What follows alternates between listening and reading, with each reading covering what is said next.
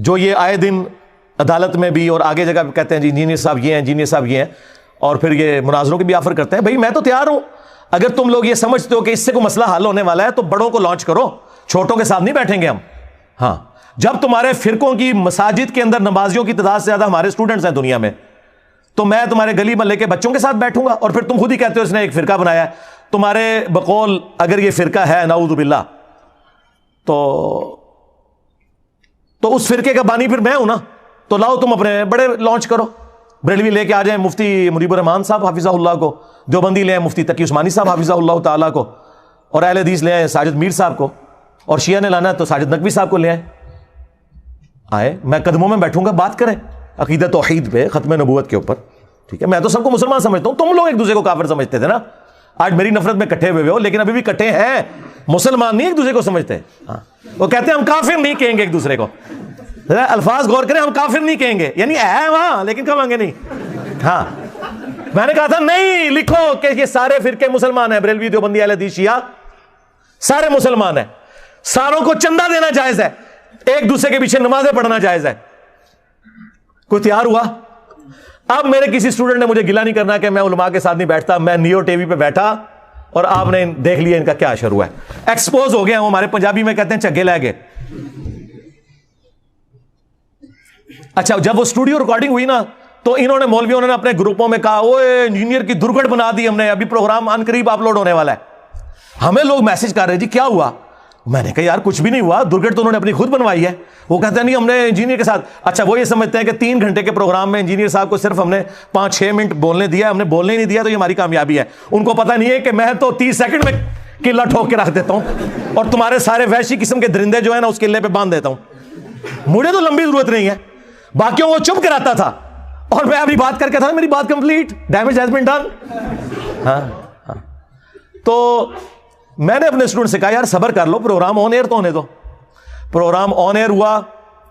پاکستان کی ہسٹری میں کوئی مذہبی پروگرام کبھی، ویسے تو ان کے مذہبی پروگرام کہاں سے ہٹ ہوتے ہیں، وہ زمانے تھے جب کبھی ڈاکٹر طاہر القادری صاحب ٹی وی پہ آتے تھے یا ڈاکٹر اسرار صاحب، اور لوگ سارے کام چھوڑ کے ان کی ویڈیو سنتے تھے.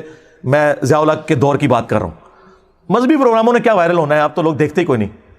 وہ پاکستان کی ہسٹری کا سب سے زیادہ وائرل ہونے والا پروگرام، سب سے زیادہ ویورشپ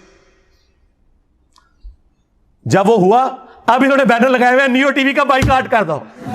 ہائے میں صدقے جاواں، ایک ٹکٹ 2 مزے. میں نے تمہارے ایک ٹکٹ کا ایک مزہ بھی خراب کر دیا ہے. ہاں جو تم لے رہے تھے، یعنی کہ دونوں خراب کر دیے، ایک بھی نہیں لینے دوں گا. تو یہ آپ دیکھیں جب وہ چیز ہوتی ہے تو پھر کیا سام. تو اب آپ لوگوں نے کوئی گلا شکوہ نہیں کرنا. جی ٹی وی پہ صلح حسن پہ ہوا پروگرام، دیکھ لیں کیسے موبائل کھول کے دیسا میں لفظ دینا آخری ٹائم. جس طرح نلائق اسٹوڈنٹ نا پیپر سے 2 منٹ پہلے کتاباں کھول کے انجن دیکھ دینے، اوے پھر بھی سبلی آنی تھوڑی تیاری کر کے وہ تانوں پتہ نہیں کتنے بیٹھے ہو.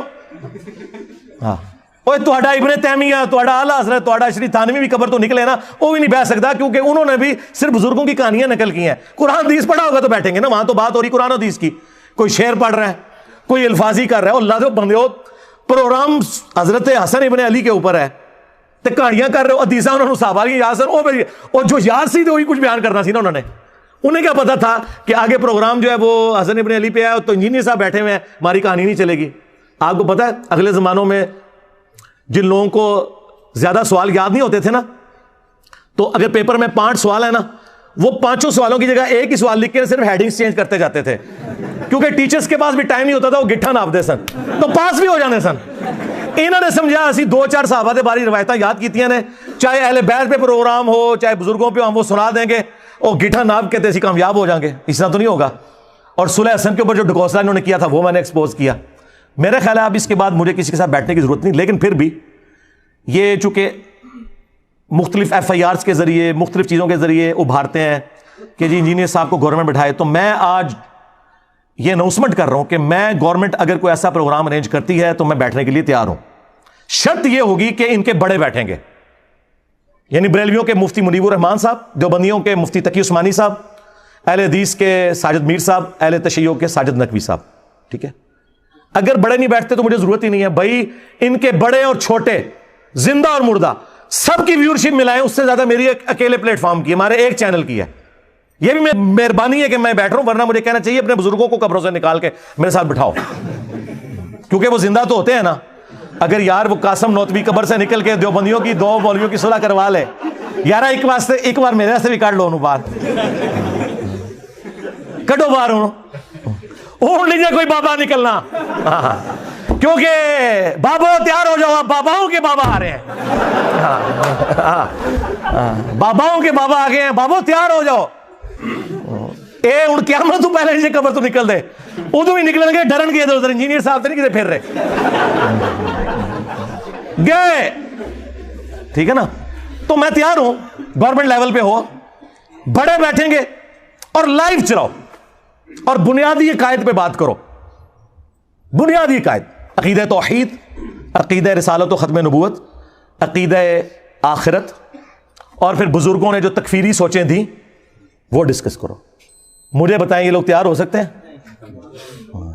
کہتے ہیں کہ جی وہ ہمارے بڑے یہ کر گئے تھے تو آپ کیوں ہائی لائٹ کرتے ہیں؟ بھائی اگر المحند علی المفند، حسام الحرمین، البریلویہ، یہ کتابیں میں نے کسی غار سے دریافت کی ہوتی ہیں، کسی کنویں کی تہہ سے نکالی ہوتی، پھر تو تم مجھے گیلا کرو. تم لوگ چھاپ رہے ہو اور ٹیکسٹ بک کے طور پہ پڑھاتے ہو اپنے آنے والے بچوں کو تاکہ وہ تمہارے فرقوں کی شیطانی اولاد بن کے آگے سلسلہ چلتا رہے، تو مجھے کیوں گیلا کر رہے ہو؟ تو جن جن بزرگوں نے جن جن الفاظ کے ساتھ ایک دوسرے کو اسلام سے نکالا تھا نا، ان بزرگوں کی روحانی اولادوں کو انہی الفاظ کے ساتھ اپنے بزرگوں سے اعلان برات کرنا ہوگا، تب پیام پاکستان مکمل ہوگا. یہ جعلی پیام پاکستان اپنے کول رکھو. ہاں، اور آپ کو بتائیے کبھی بھی تیار نہیں ہوں گے. وہ اللہ کے بندو، ان کی چلاکیاں، ان کی ہوشیاریاں، یہ عام دنیا دار لوگوں کو، ہماری سیکورٹی ایجنسیز کو، ہمارے پرائم منسٹرز کو، ان لوگوں کو نہیں سمجھ آ سکتی. وہ ہمیں پتہ ہے، ہم تو سونگ کے بتا دیتے ہیں یہ کس اسٹیشن سے بول رہے ہیں اور کیا کرنا چاہ رہے ہیں اور اس میں انہوں نے کیا چلاکی ہے. ہمارا ایک گرم تولیہ ان ساروں کے چہروں سے نقاب اتار دیتا ہے. اترا ہے نا؟ تو اگر پھر بھی شوق ہے، بڑوں کو نکالو، بیٹھیں گے انشاءاللہ. اور آپ کو پتہ ہے کبھی بھی نہیں بیٹھیں گے. آپ لوگ تو بالکل گلہ نہ کریں، بیٹھے ہیں تو آپ حالت دیکھ لیں. 2 منٹ نہیں یہ بولنے دیتے، انہیں پتا ہوتا ہے 2 منٹ میں ہی ہمارا کام ہو جانا ہے. ہاں، سب ایکٹنگ کر کے ایک دوسرے کو بس وہ لیپا پوتی کر رہے ہوتے ہیں، اس سے زیادہ کچھ بھی نہیں ہے.